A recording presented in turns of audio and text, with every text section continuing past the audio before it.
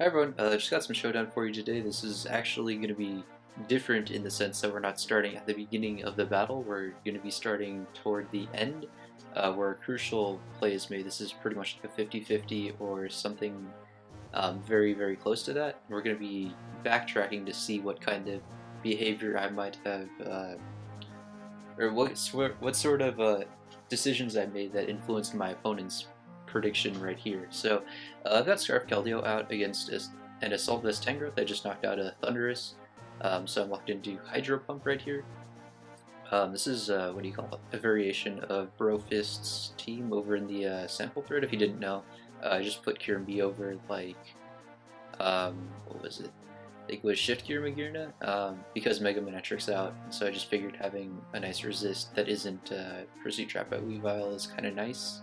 I also like made the Landers defensive because it was more of like an offensive helmet set that was supposed to like smack down Skarmory and I guess like make the matchup a little bit easier to install. But yeah, so now that you guys know what I'm pretty much using, you kind of can see that this is a 50-50 in the sense that I can either stay in predicting the knockoff, um, which it doesn't show if it's used because obviously this is a replay and not the actual battle. Um, but yeah, so I'm basically able to either stay in and Hydro Pump on what I'm expecting to be a knockoff, because I do have a Marowak in the back. If I switch that in on a Giga Drain, I basically win the game because I get a free KO with Bone, like just anything that's not Fire Punch, and I'm honestly thinking that Fire Punch could even knock out Primarina, so I basically get a kill if I get a safe switch into Marowak. The downside of that is that if my opponent predicts that, obviously they can knock off and pretty much just ruin any chances I have of winning. So,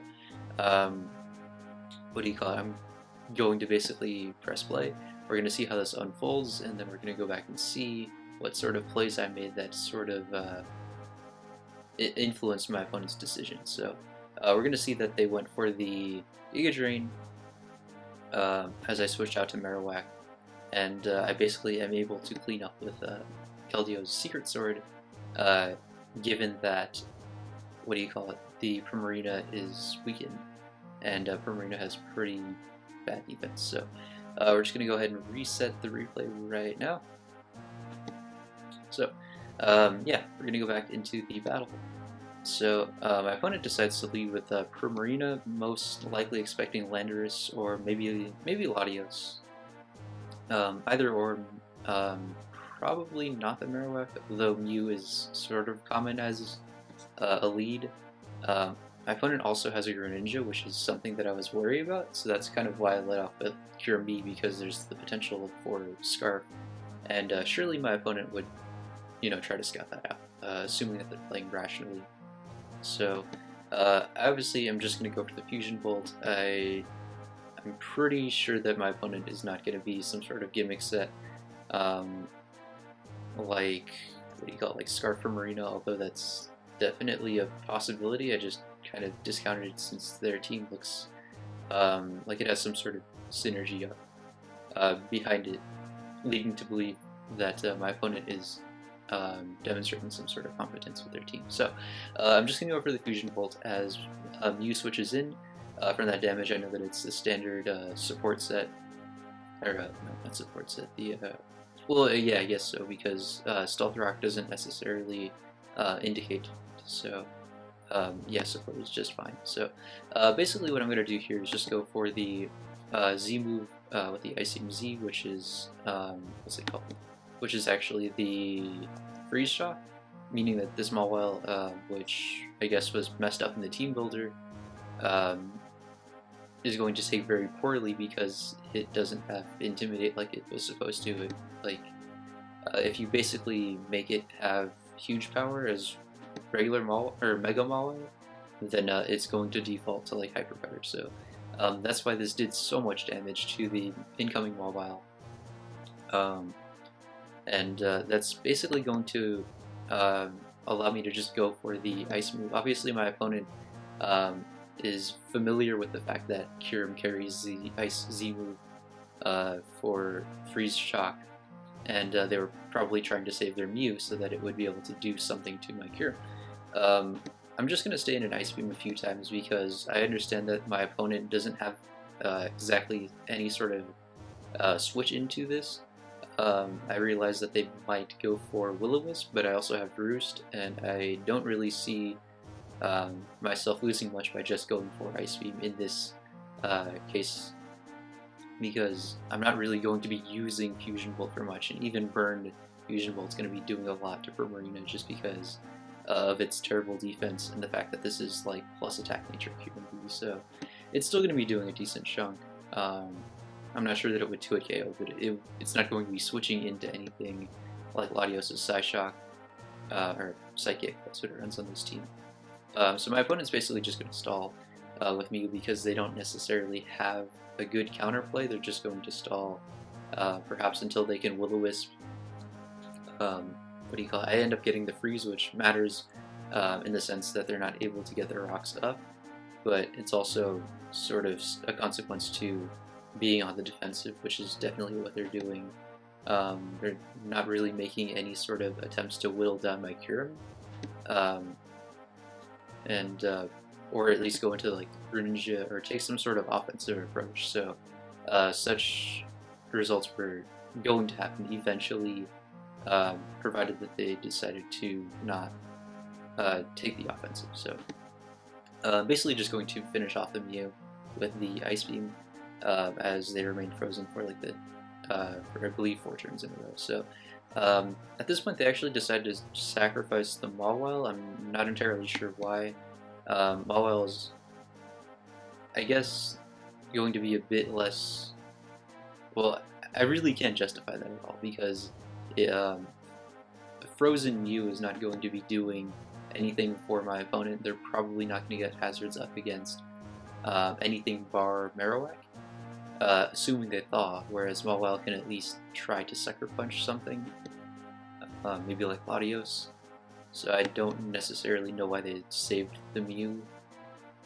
They end up going into Greninja here, and I actually just stay in with my Greninja. Obviously my opponent displayed some sort of level of competence by scouting the Z move with Mew, so I definitely should have taken that into consideration, knowing that they're not just some random person that's going to just send in their Greninja and hope to threaten my Kyurem out. I also know that there's a possibility that there's extra sensory on Greninja, and I didn't want to just switch Keldeo in, although it seemed like that was probably my best play, considering that they brought it into a Kyurem B, and that their team isn't very, it doesn't enjoy playing Kyurem B at all, so I probably should have considered that. So I think that play in sacrificing the Kyurem and also just staying in with Mew kind of contributed to how my opponent decided to later on just stay in to Giga Drain the Keldeo, because I was playing aggressively with an offensive threat that was definitely potent against my opponent's team. So I'm actually going to go out to my Marowak right here, as I was expecting Tangrowth. My opponent makes a pretty decent play in going to Primarina, covering the potential Marowak, as well as just, you know, being okay against the Keldeo, should I just stay in.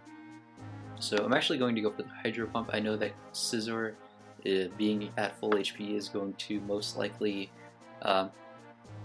discourage them from going for the Wind Blast. Also, I might be able to punish them with Marowak. I'm assuming, of course, that the Primarina is carrying Choice Specs. So anyway, I'm just going to go ahead and go for the Psychic. I know that they have the Mew, so they're probably not going to just blindly switch their Greninja in, considering that they, considering that they can just sacrifice the Mew that's not going to do anything because it was frozen. So they do go out to the Greninja, and I'm expecting to see Ice Beam, Dark Pulse, something that can reliably revenge kill Latios, because they showed they showed Low Kick. So I'm just going to go into my Keldeo, scout for the Ice Beam, maybe the Dark Pulse. Either or is fine. No, wait, no, I actually go into Scizor, I guess. Oh, okay, yeah, that makes sense, because I wanted to be in a position to threaten the Greninja out in the event that it had Hidden Power Fire, because if I got into Keldeo, I would have been in that same situation where Primarina or Tangrowth is able to like check Keldeo, whereas going to Scizor on a turn where they're not likely to HP Fire, because I showed Keldeo as my initial switch into what do you call it, into the Greninja.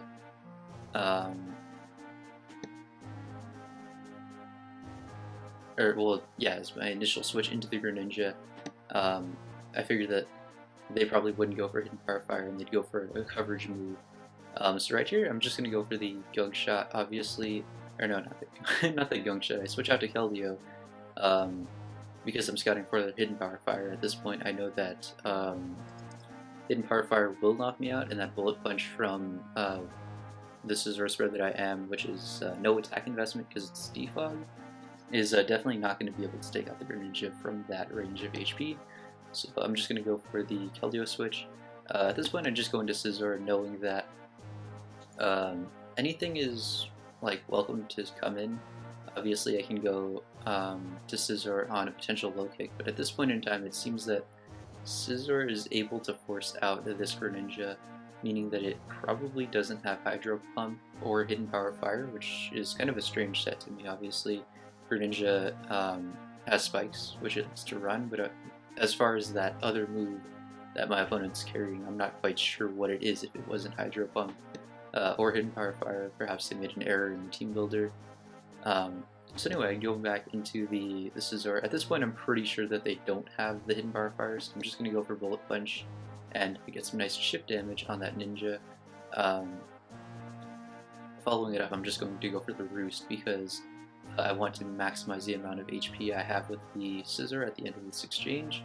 My opponent seems to predict that quite carefully and goes into their Thundurus. I'm basically just going to go into my Landers at this point because it's the most extendable thing I have at this point. If I can get some sort of entry hazards up, that's completely fine, but other than you know, Tangrowth, I'm probably not going to get them up, so I figured that Landorus T was just a fun play. You know, obviously, I die to Life Orb and Power Ice, but I can definitely revenge kill with Marowak or something like that. They also show that they have Defiant, as obviously Landorus T intimidated the Thundurus T, meaning that the possibility of knockoff is definitely more likely. So that also kind of indicates that it could be a mixed variant of Thundurus, which obviously don't typically run Thunderwave because of the absence of Prankster. So we're going to see that they go for the +1 Supersonic Sky Strike, which is Fly if you did know. As I'm just going to go for Stealth Rock, I guess they just thought it would kill, whereas Hidden Power Ice probably also wouldn't kill just because they seem to be more attack invested, and obviously they don't have Life Orb, they have the Z Crystal. So yeah, it makes sense that they went for that and followed it up with a Hidden Power Ice. At this point, what do you call it? I go into my Keldeo to try to chase out the Thundurus. I know that it doesn't OHKO, but I need some sort of damage on it in order to clean up. And I know that, what do you call it? The Greninja is definitely in range of Bullet Punch. The Thundurus might, or probably can't do too much to Scizor, although I don't want to play with Paralysis. I know that Scizor might be able to clutch the game if that's the case, and so any sort of damage on the Thundurus is fine by me. They end up just going into Primarina as I go ahead and miss my Hydro Pump. Completely fine. I can go back to the... I'm actually going to go back to Scizor because last time I showed that Latios is my switch in as they missed their Hydro Pump. Probably should have, in retrospect, gone for the Moonblast because... Or, well, not gone for the Moonblast, but I shouldn't have expected the Moonblast because if Scizor is healthy, locking into Moonblast means that I can potentially Sword Dance it. Obviously my opponent wouldn't know my Scizor set because I haven't had any reason to defog, given that they didn't get hazards up with their Mew. meaning that it's completely possible that I could Swords Dance up and proceed to sweep their team. So I should have definitely considered like what my opponent is able to consider. Also, the fact that I've noticed that I like to switch up my moves might have contributed to the Giga Drain play later on. So at this point, I'm just going to sacrifice my Scissor to the Primarina, get off a nice 40. It's about 40. And anyway, I'm just going to bring out my Latios. Greninja is definitely a safe sacrifice, though I'm just going to go for the Psychic because I don't really see a reason to predict it. I also know that because they didn't have any sort of attack to hit Scizor with, I figured that this might be a decent opportunity to go into Marowak, which actually has Substitute. So again, I'm banking on the fact that they don't have a Water-type move because they didn't go for anything against Scizor. So they're just going to go ahead and get up their spikes, which is just fine. I'm going to actually go for the Substitute, and I'm actually going to make a misplay and go for an attack. I honestly didn't think the Gunk Shot would break my sub without a critical hit, but it actually does from just stab Greninja with like minimal attack investment, so that's definitely something to note. But yeah, going for double sub basically ensured that I got an extra KO at this point in time, which would have made the play a lot. It basically would have removed any sort of possibility of a 50-50 because I would have had Latios to let go of. I also, would have been able to, well, basically I would have been able to knock whatever came out, whether it was Primarina, whether it was Thundurus. Thundurus seems like most likely, considering that they would probably want Primarina to revenge kill the incoming thing. So, I'm just going to go into Latios and take the Hydro Pump relatively well, not particularly badly. Anyway, I'm just going to go for Psychic with Lati a few times, as I just end up sacrificing it to the knockoff. So yeah, that's pretty much like the end of the game. That's how we got to where we were, and I feel like basically the way that I played in some sort of an aggressive manner with the Cure Me, I feel like even the misplay on Marowak kind of made them think that I might just aggressively just stay in and Hydro Pump the Tangle. So yeah, that's definitely something to think about. I guess there's no need to like see the rest of the replay because you already know what happened. So yeah, that's pretty much it. I've been playing around with the editing software that I use, meaning that I have a lot more things that I can do with Showdown Lives as far as like special effects. So I definitely want to do a lot more of those, but I'm also in some sort of dilemma because I want to obviously be a little bit more knowledgeable about the Sun Moon metagame because I didn't really play it that much during the spring semester, and I feel like that lack of knowledge is definitely going to be present in the videos I make, which is why I'm kind of just deciding to play a couple games during the weekdays after work, because it's kind of like forcing me to get into the habit of like laddering, which is sort of important because like I typically don't play a lot of Pokemon when I'm not motivated to, and that's kind of because the original clan that I began playing Pokemon with back in like 2011 is like pretty much dissolved, and you know, it's kind of like difficult to find new people because everybody's sort of like formed to their own methods and stuff, and we're kind of like, I don't know, it's weird because people, I guess, become accustomed to certain things, and so seeing different sorts of teams might necessarily lead to the assumption that they're inferior and stuff like that. So yeah, that's pretty much my rambling as far as that. I'm still going to continue the non-Pokemon content. I'm not sure how exactly I want to go about that because Um, like there are videos, there are other things that I want to talk about and reference, but I'm not sure how to do that. So I guess I'm gonna have to think about how I want to do that. And you guys will obviously see when that's done because videos will be uploaded. So I think that's about it as far as like updates, this video, other stuff. And we're at 20 minutes, so that's all right. Yeah, I guess have a nice day.